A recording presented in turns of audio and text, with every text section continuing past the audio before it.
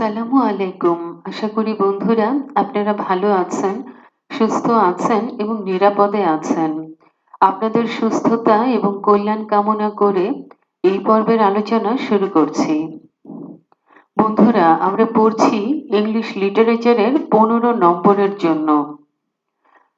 আজ আমরা পড়ব উইলিয়াম ব্লেক, অর্থাৎ ইংরেজি সাহিত্যের একজন বিখ্যাত সাহিত্যিক উইলিয়াম ব্লেক আমাদের আজকের আলোচ্য বিষয়।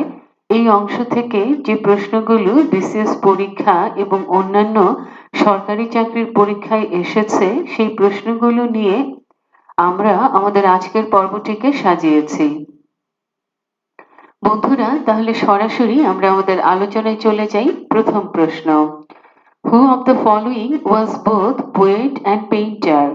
Who of the following was both poet and painter? বন্ধুরা, এর উত্তর হচ্ছে William Blake. Who of the following was both poet and painter? এর উত্তর হচ্ছে উইলিয়াম ব্লেক। অর্থাৎ উইলিয়াম ব্লেক একই সঙ্গে কবি এবং চিত্রশিল্পী, পোয়েট অ্যান্ড পেইন্টার। বন্ধুরা, আমরা পরের প্রশ্নটিতে চলে আসি। One of the four mentioned below is not a poet of romantic age. One of the four mentioned below is not a poet of romantic age. বন্ধুরা, এই প্রশ্নটিকে যদি আমরা বাংলায় বুঝবার চেষ্টা করি তাহলে অর্থটি দাঁড়ায়, নিম্নে বর্ণিত কবিগণের মধ্যে কে রোমান্টিক যুগের কবি নন?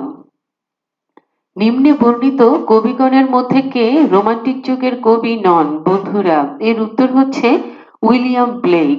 তিনি রোমান্টিক যুগের কবি নন। তিনি রোমান্টিক যুগের কবি নন। বন্ধুরা, উইলিয়াম ব্লেক তিনি এইজ অফ সেন্সিবিলিটির পোয়েট, অর্থাৎ সেন্সিবিলিটি যুগের কবি হচ্ছেন উইলিয়াম ব্লেক। বন্ধুরা, আমরা পরের প্রশ্নটিতে চলে আসি। One of the four mentioned below is not a poet of romantic age. One of the following mentioned below is not a poet of romantic age. অর্থাৎ নিম্ন বর্ণিত কবিগণের মধ্যে কে রোমান্টিক যুগের কবি নন? বন্ধুরা, এর উত্তর হচ্ছে উইলিয়াম ব্লেক। তিনি এইজ অফ সেন্সিবিলিটি এই যুগের কবি। তিনি রোমান্টিক যুগের কবি নন। বন্ধুরা, আমরা পরের প্রশ্নটিতে চলে আসি। William Blake is a dash. অর্থাৎ এই প্রশ্নটিকে যদি আমরা বাংলায় বুঝবার চেষ্টা করি তাহলে উইলিয়াম ব্লেক আসলে কে ছিলেন? বন্ধুরা, এর উত্তর হচ্ছে an English poet. An English poet, অর্থাৎ উইলিয়াম ব্লেক ছিলেন একজন ইংরেজ কবি। William Blake is an English poet. বন্ধুরা, আমরা পূর্বেই জেনেছি যে তিনি সেন্সিবিলিটি যুগের কবি ছিলেন। তিনি কিন্তু রোমান্টিক যুগের কবি নন। বন্ধুরা, আমরা আরো জানি যে তিনি একাধারে পোয়েট এবং পেইন্টার। বন্ধুরা, আমরা পরের প্রশ্নটিতে চলে আসি। How can the bird that is born for joy dash what is the next line?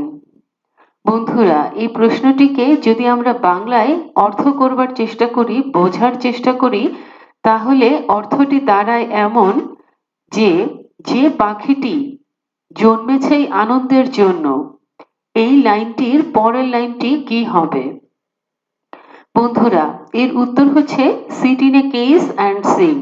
খাঁচায় থাকবে আর গান গাইবে? Sit in a cage and sing. বন্ধুরা, এই প্রশ্নটিকে আমরা আরো একবার পুনরাবৃত্তি করছি। How can the bird that is born for joy what is the next line? The next line is sit in a cage and Singh.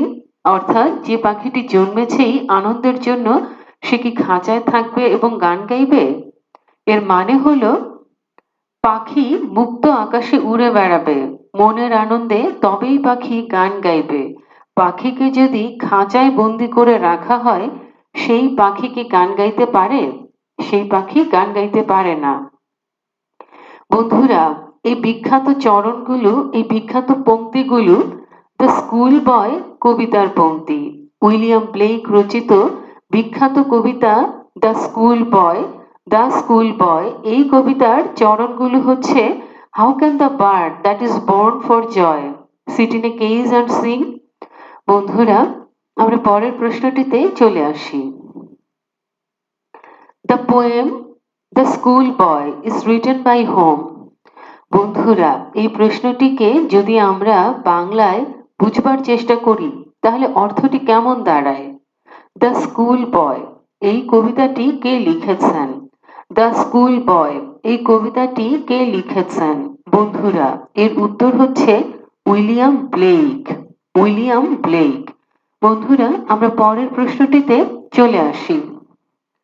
The poem Songs of Innocence is written by whom? The poem Songs of Innocence is written by whom?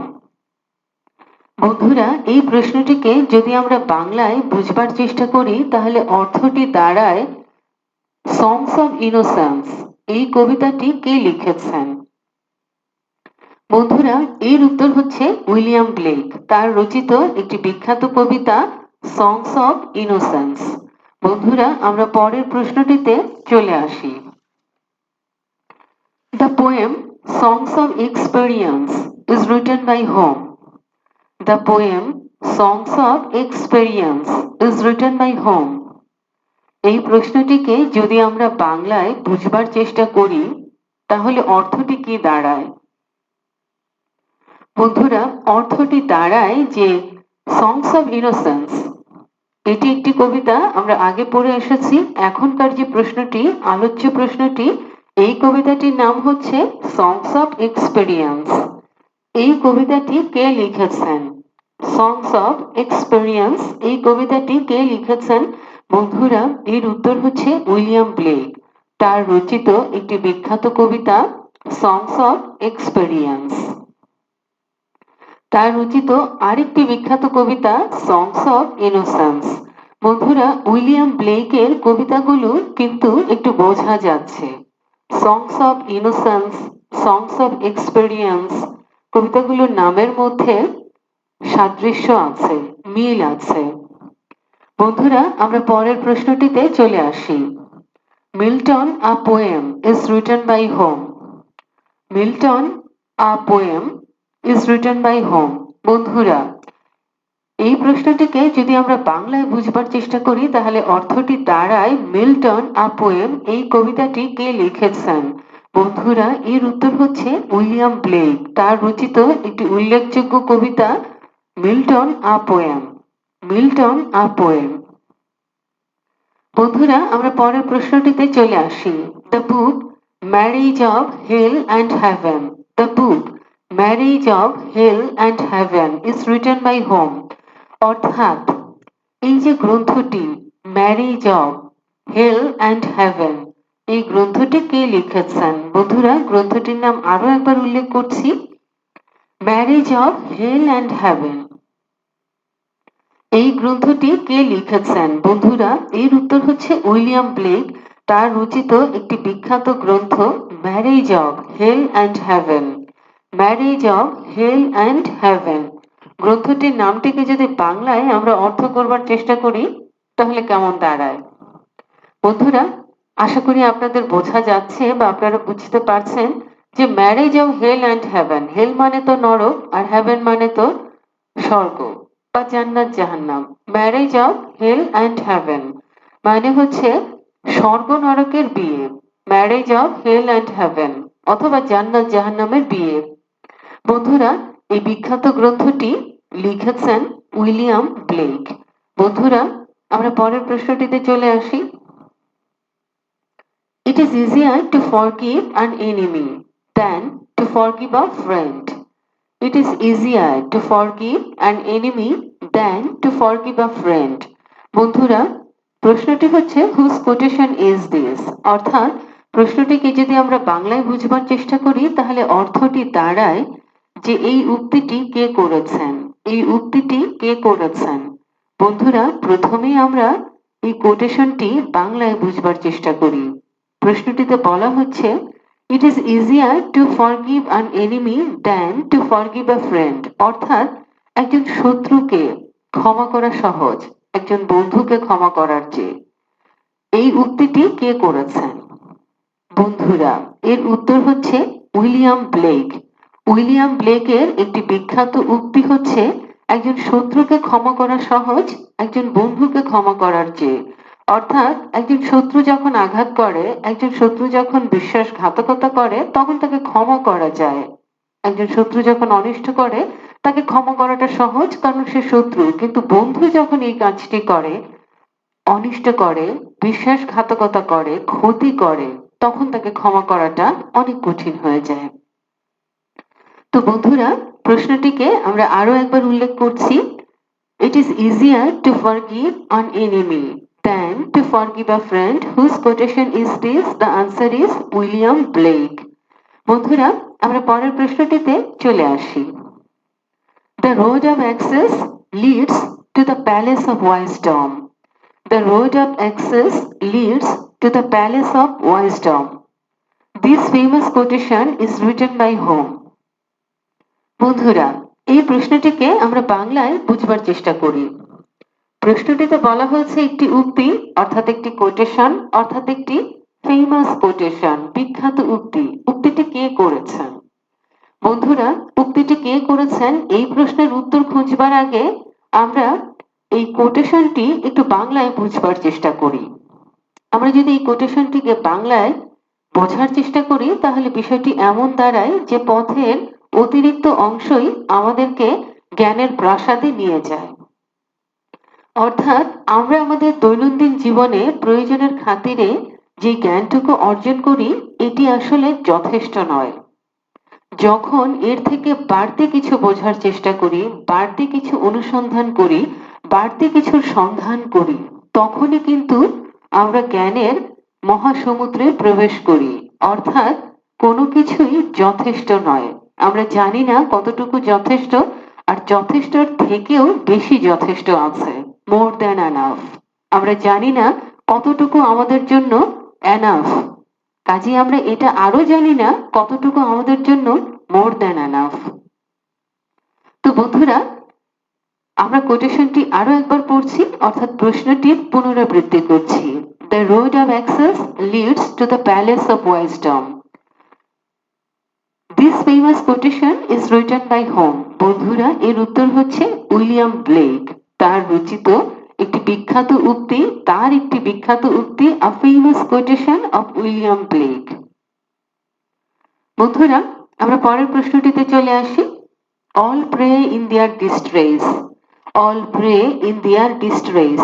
This famous quotation is written by whom? বন্ধুরা, এই প্রশ্নটিকে বাংলায় একটু বুঝবার চেষ্টা করি। প্রশ্নটিতে বলা হয়েছে একটি উক্তি, অর্থাৎ একটি কোটেশন, আর বলা হয়েছে কোটেশনটি কে করেছেন, বা কোটেশনটি কার, বা এই উক্তিটি কার। বন্ধুরা, প্রথমে কোটেশনটির অর্থ বুঝবার চেষ্টা করি। All pray in their distress, অর্থাৎ সকলেই তাদের বিপদে প্রার্থনা করে, সকলেই তাদের সংকটে প্রার্থনা করে। এই উক্তিটি কে করেছেন? বন্ধুরা, এর উত্তর হচ্ছে উইলিয়াম ব্লেক। William Blake. বন্ধুরা, আমরা পরের প্রশ্নটিতে চলে আসি। Who is the poet of the age of sensibility?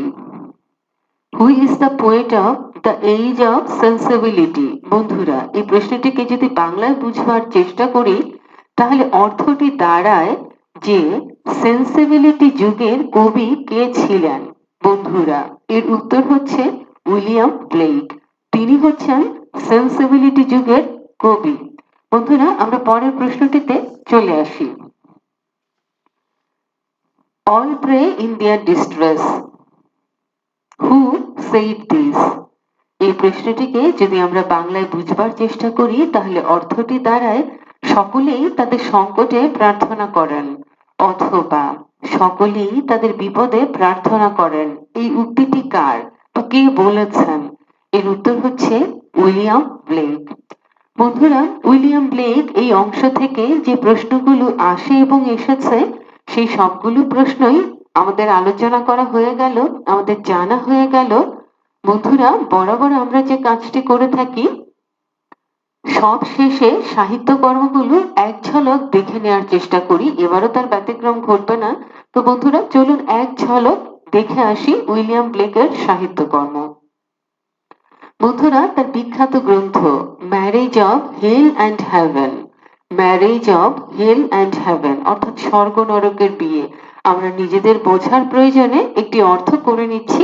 গ্রন্থটির নাম হচ্ছে marriage of hell and heaven. বন্ধুরা, এটি একটি থিওলজিক্যাল বুক অর্থাৎ ধর্মতাত্ত্বিক একটি গ্রন্থ। বন্ধুরা, তিনি হচ্ছেন সেন্সিবিলিটি যুগের একজন বিখ্যাত কবি, আর তিনি ছিলেন একাধারে কবি এবং একাধারে চিত্র শিল্পী, বোথ পোয়েট অ্যান্ড পেইন্টার, একাধারে কবি এবং চিত্রশিল্পী। বন্ধুরা, তার বিখ্যাত কবিতাগুলো একবার জেনে নেই। দ্য স্কুল বয় অত্যন্ত বিখ্যাত একটি কবিতা, আর এই কবিতার উক্তিটি তো বন্ধুরা জানাই আছে আপনাদের। সংস of innocence, songs of experience, Milton a poem. বন্ধুরা, তার বিখ্যাত কবিতাগুলো আরেক ঝলক দেখে নিন। দ্য স্কুল বয় অত্যন্ত বিখ্যাত একটি কবিতা, সংস অফ ইনোসেন্স এটিও একটি বিখ্যাত কবিতা, সংস অফ এক্সপেরিয়েন্স এটিও একটি বিখ্যাত কবিতা, মিল্টন আ পোয়েম এই কবিতাটিও অত্যন্ত বিখ্যাত। বন্ধুরা, তার কোটেশন অর্থাৎ তার উক্তিগুলো একবার জেনে নেই। How can the bird that is born for joy sit in a cage and sing? বন্ধুরা, দ্য স্কুল বয় কবিতার বিখ্যাত একটি চরণ, এই চরণটিকে বাংলায় আমরা বুঝবার চেষ্টা করেছি পূর্বে। অর্থাৎ, যে পাখিটি জন্মেছে আনন্দের জন্য সে কি খাঁচায় থাকবে এবং গান গাইবে? তার আরেকটি বিখ্যাত উক্তি, the road of excess leads to the palace of wisdom, অর্থাৎ পথের অতিরিক্ত অংশই আমাদেরকে জ্ঞানের প্রাসাদে নিয়ে যায়। বন্ধুরা, all pray in their distress এটি তার আরেকটি বিখ্যাত উক্তি, সকলেই তাদের বিপদে প্রার্থনা করে। বন্ধুরা, তার আরেকটি বিখ্যাত উক্তি, it is easier to forgive an enemy than to forgive a friend, অর্থাৎ একজন শত্রুকে ক্ষমা করা সহজ একজন বন্ধুকে ক্ষমা করার চেয়ে। তো বন্ধুরা, এই পর্বের আলোচনা এখানেই শেষ হয়ে গেল। আশা করছি এবং বিশ্বাস করছি ইনশাআল্লাহ এই আলোচনা আপনাদের প্রস্তুতিতে সহায়ক ভূমিকা পালন করবে, এবং ইনশাআল্লাহ আপনারা এই চ্যানেলটিকে সাবস্ক্রাইব করে দিবেন এবং বেল আইকনটিকে প্রেস করে দিবেন, যাতে করে আমরা আপনাদের পাশে থাকতে পারি আপনাদের সহযোদ্ধা হয়ে, যাতে করে আপনারা নতুন কোনো আলোচনা অতি দ্রুতই পেয়ে যেতে পারেন আর শুরু করতে পারেন নিজেদের প্রস্তুতি। তো বন্ধুরা, এবারের মতো বিদায় নেব। বিদায় নেবার পূর্বে আবারও আপনাদের সুস্থতা কামনা করছি, কল্যাণ কামনা করছি এবং নিরাপত্তা কামনা করছি।